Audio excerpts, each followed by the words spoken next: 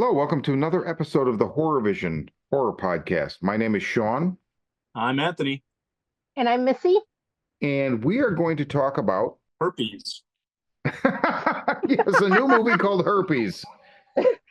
So we're going to play you this infomercial that you may have seen in gym class in 1994. And when it's done, if there's any questions, just leave them in the comments, and we'll be happy to answer them. We're going to talk about a movie at the movie theater right now. It opened, there were some advanced screenings Thursday, opened Friday. Really good movie, really good time. This movie is called Sting. It is by Kaya Roach Turner. Are either of you familiar with this gentleman's other movies? Because I am not. I am not either. What's he got?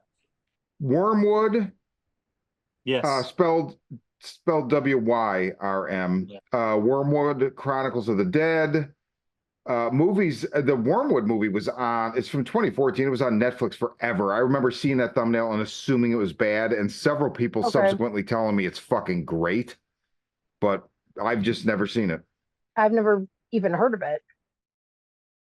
I've always heard good things. Yeah, I never got around to it though. It was always one that was kind of floating around on the list, but I never got around to it. Very Mad Max meets the Living Dead. Yeah, so something like that, yeah. Damn, that sounds like something I'd be into. I heard it was fun. I just never got around to it. Yeah. Also did Necrotronic, which I remember when this came out in 2018, I saw a lot about it. Looked kind of like a cross between The Matrix and Street Trash. That's like the only way I can explain. Okay. I don't know if that's accurate, but I just remember seeing a lot about it, and that's what it looked like to me. So, but hey, Sting. Guys, what'd you think? Missy, talk about Sting. Sting was rad. It was a really good time. I love creature features anyways, but I mean, this movie was fun from beginning to end. It gets into the action pretty quickly. It had a little bit of humor, lots of gore, good deaths. Like, it was everything I wanted it to be. It was one of the funnest movies I've seen in the theater in a bit. Like, I really like this one. What about you guys? Anthony? I concur.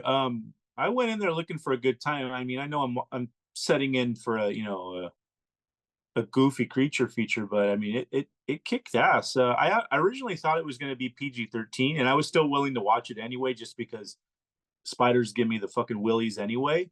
So, I was prepared for a good time, and I'm quite surprised when I, looked into it a little bit more and saw that it was a rated R, and a hard R at that. Yeah. Like, they use that R. Oh yeah, they use the hell out of it, and great, practical effects. Digital effects are, they're present, but they're minimized, especially for all the up close stuff. It looks pretty cool, and there's a lot of genuinely creepy ass moments in it that fucking made me irk out in my seat. And no, I loved it.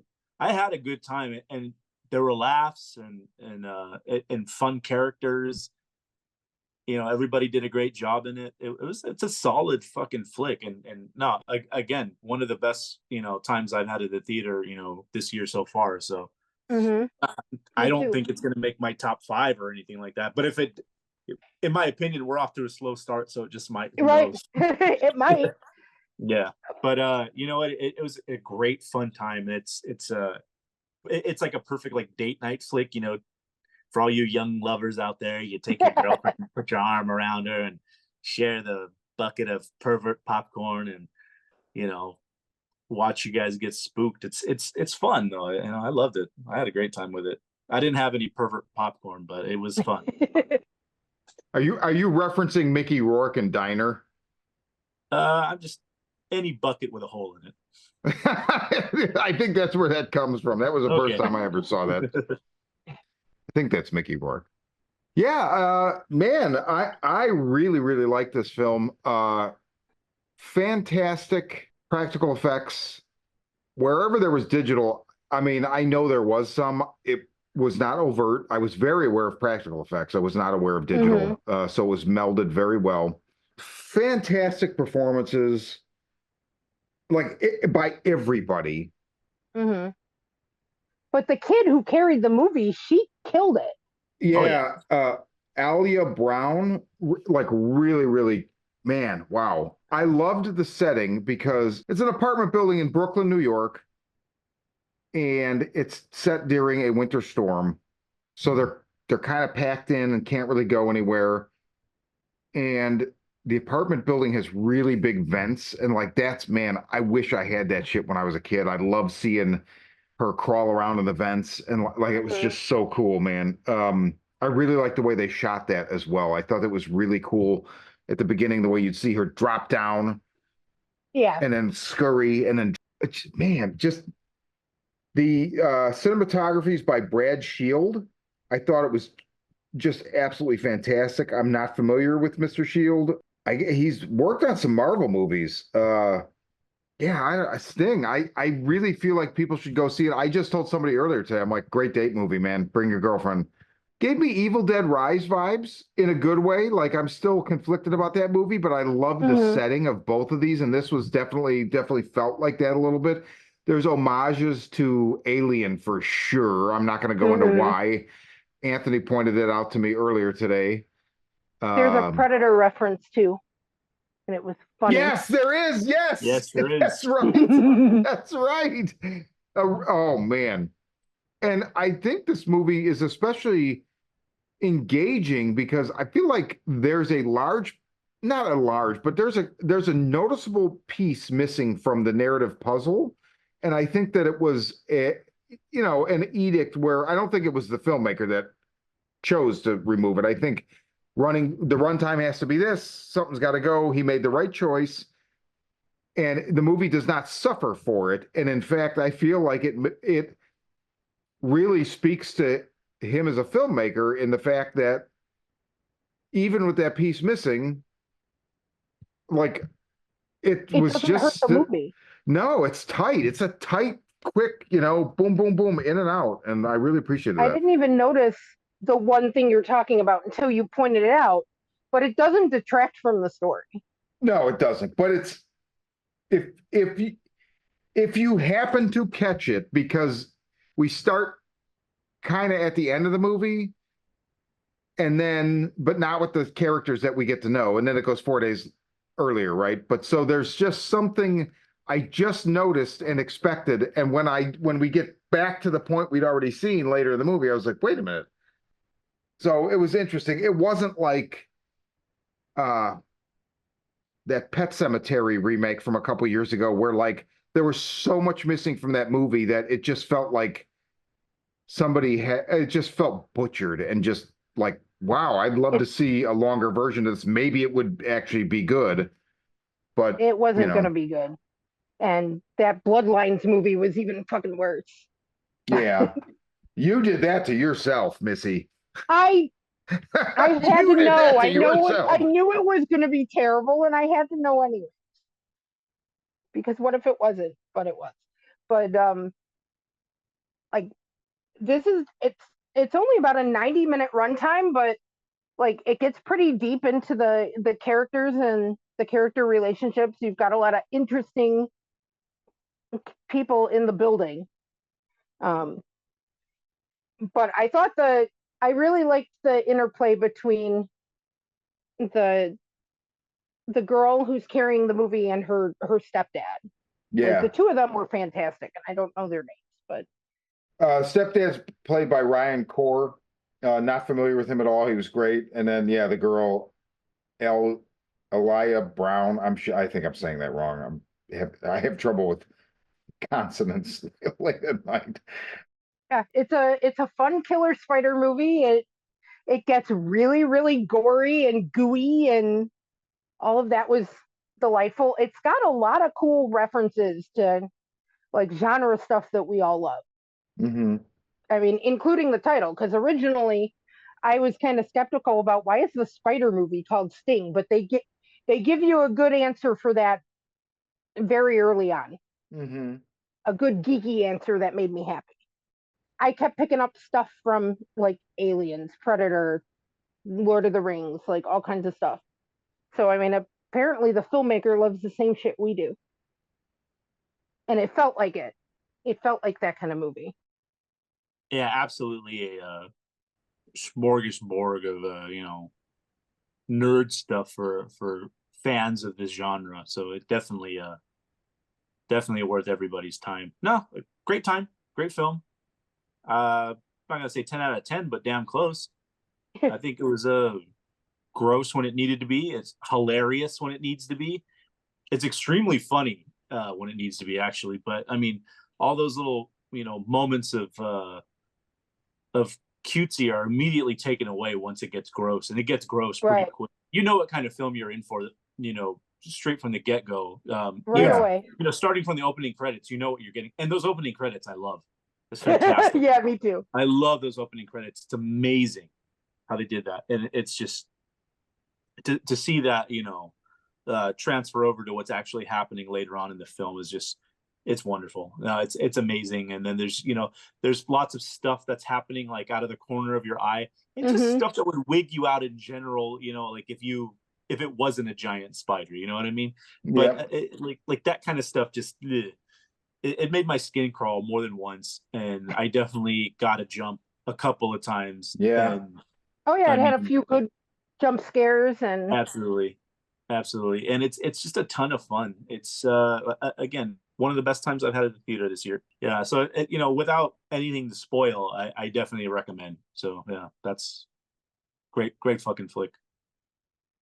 right. I definitely recommend it too. I mean, and it felt like even though it's only 90 minutes, it felt like it had more depth than it hits all the beats, but it just had more depth going on in it than most movies of its type. The killer whatever. There's a point where it slots into the beats and you kind of know what to expect, right? But it still Hmm. is it's enjoyable, and it has its own unique spin on the beats. But the first like 30 minutes or so, I cannot put it into words after only one viewing, but I was like, man, I don't feel like I've ever seen a movie with this tone before. And I couldn't Right. figure out what it was about it, but it just, I don't know. And I've seen people say like, oh, there's way too much family drama. I don't see that at all. Like they waste no time getting to the goods, No. So I mean, I guess if you just want an hour and 31 minutes of a giant spider murdering people with no plot, you're not going to be happy. But I mean, this is pretty snappy. It's not boring. It's expertly done as far as like it knew exactly like even we've seen this before where it starts and then it comes back to that eventually. Like Hmm. they're not reinventing the wheel, but also like some people do these beats and it just feels tired and old. And this did not And feel this that way at doesn't. all. No, it feels very upbeat. And I think the thing that felt different was that I mean, starting out, the little girl has a connection with the spider. Like Yeah, that's that was definitely I think interesting. that's what sets the different tone. Yeah, that's a good point. I mean, because she's keeping this thing as a pet. Oh man. Also, just want to point out, I really like the score, and I just looked up who did it, and it's Anna Drubich, who did Barbarian's score. Nice. Oh, that's Makes cool. makes perfect sense to me. Makes perfect sense. I would say that we are going to in a unified front suggest that people go out and see this movie. It's in theaters. This is going to go up on Tuesday, April 16th. It will have been in the theater since still less than a week, and I'm hoping it's there for a while. I don't really know how it's doing. I haven't looked. It didn't get a lot of times by me. No. Mm-mm. That's why I had said we need to see it first because it didn't have many times. It was only getting like, and even now it's still in the theater, but I think it's getting like a 6 o'clock and like a 9 or something. Oh, see, that sucks. I hate when within a And there weren't week. that many people. I mean, I went Thursday. There were maybe 5 other people there, but I mean, it's a killer spider movie, and a bunch of stuff were open this weekend. Everybody's seeing Civil War, not the Spider movie. But Yeah.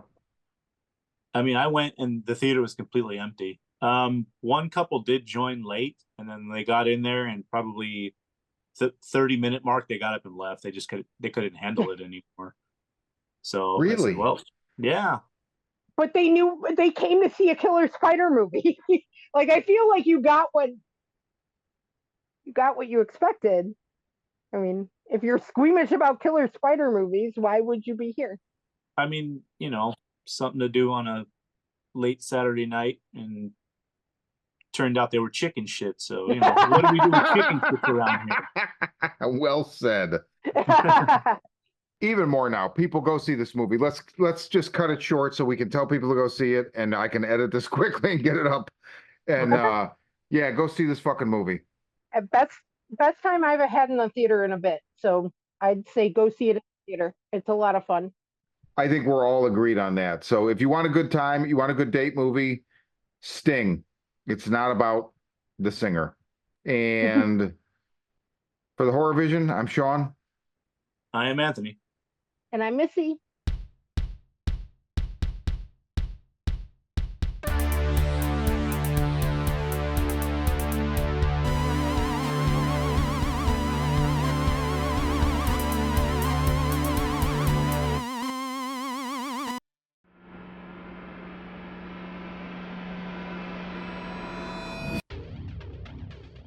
A pandemic of violence floods the streets of major cities as cases of the media-dubbed murder virus, MV20, soar, causing those infected to go on killing sprees.